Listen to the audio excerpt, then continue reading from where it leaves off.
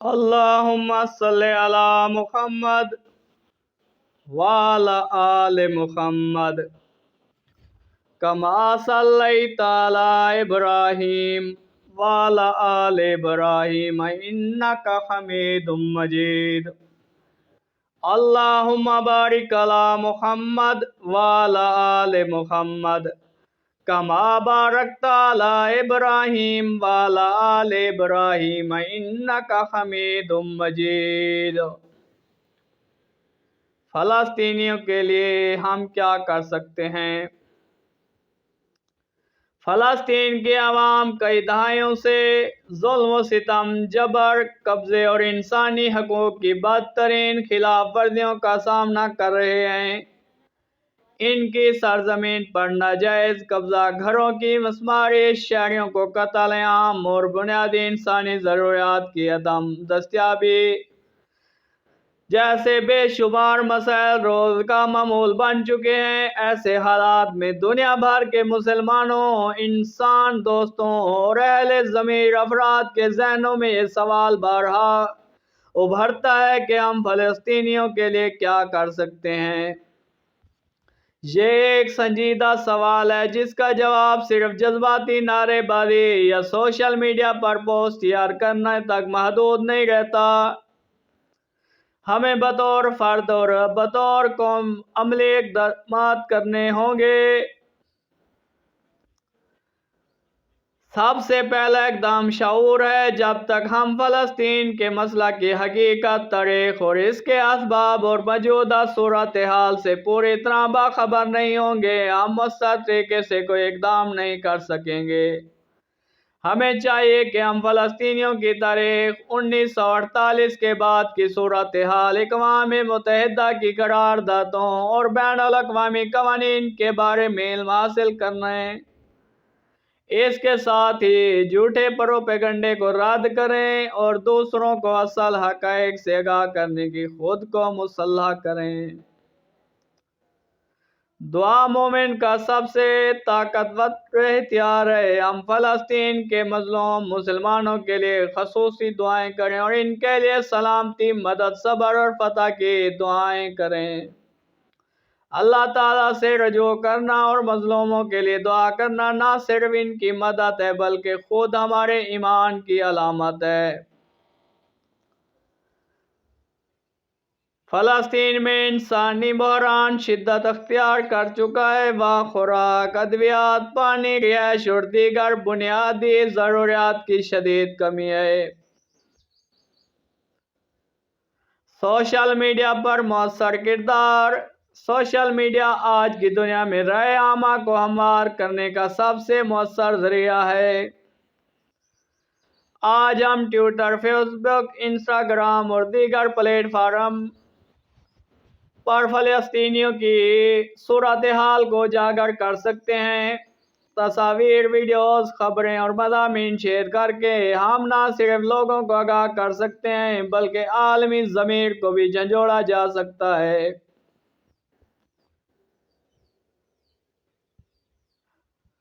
ہم مقامی، قومی اور بین الاقوامی سطح پر فلسطینی عوام کے حق میں مظاہروں میں شرکت کر سکتے ہیں یا خود منظم کر سکتے ہیں۔ اس کے ساتھ ساتھ اخبارات میں کالم لکھنا،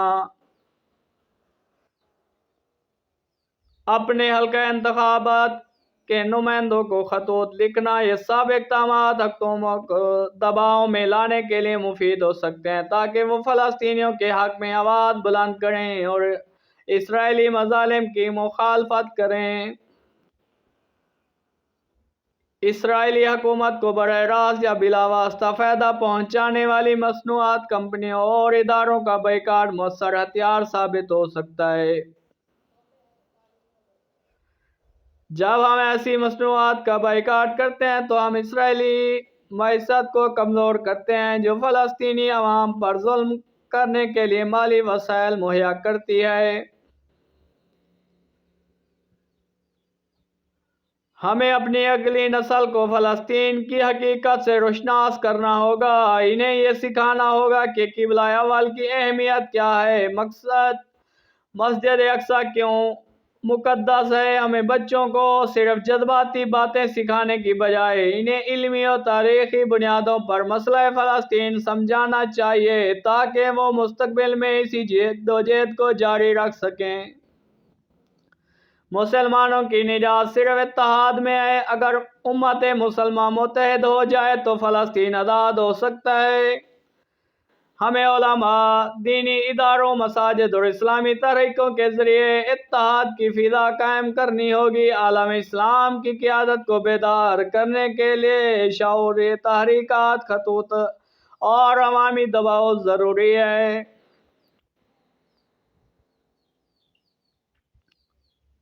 ज़ाती ज़िंदगी में इंसाफ और अदल को अपनाना। अगर हम वाक़या मज़लूमों के साथ खड़े होना चाहते हैं तो हमें अपनी ज़ाती ज़िंदगी में भी इंसाफ, रहम और हक़ का साथ देना होगा।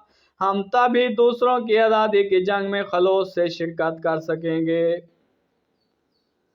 जब खुद अपने अंदर जुल्म के खिलाफ मुज़ाहमत पैदा करें। फ़लस्तीन की आज़ादी सिर्फ फ़लस्तीनियों का मसला नहीं बल्कि हर इंसान, दोस्त और बाशऊर इंसान की ज़िम्मेदारी है। हमें याद रखना चाहिए कि खामोशी भी ज़ालिम की हिमायत का मुतरादिफ होती है। अगर हम कुछ नहीं कर सकते तो कम अज़ कम जुल्म के खिलाफ आवाज़ ज़रूर उठाएं। अल्लाह ताला कुरान मजीद में फरमाता है, और तुम्हें क्या हुआ कि तुम अल्लाह की राह में और इन कमज़ोर मर्दों, औरतों और बच्चों की खातिर जिहाद नहीं करते, जो कहते हैं आए हमारे रब हमें इस बस्ती से निकाल दे जिसके रहने वाले जालिम हैं। ये आयत हमें झंझोड़ती है और हमारी जिम्मेदारी याद दिलाती है कि हमें मजलूमों के लिए हर मुमकिन कोशिश करनी चाहिए। फ़लस्तीन का मसला हमारी गैरत, ईमान और इंसानियत का इम्तिहान है। ये वक्त अमल का है। सिर्फ दुआ या जज्बाती पोस्ट से आगे बढ़कर हमें संजीदा और मुस्तकिल मिजाज कोशिश करनी होगी। अल्लाह ताला से दुआ है अल्लाह पाक तमाम उम्मत मुसलमान को मसला फ़लस्तीन पर इकट्ठा और इत्तेहाद नसीब फरमाए और हमारे मुसलमान हुक्मरानों को हिदायत नसीब करे। उम्मीद करते हैं आज की वीडियो आपको पसंद आई होगी। अगर वीडियो पसंद आई तो वीडियो को लाइक करें, कमेंट में अपनी राय का इज़हार करें और अगर चैनल पर ना तो चैनल को सब्सक्राइब करें और बेल आइकन प्रेस करें ताकि नई आने वाली हर इस्लामिक वीडियो आपको मिल सके। जज़ाकल्लाह। अपना ख्याल रखें।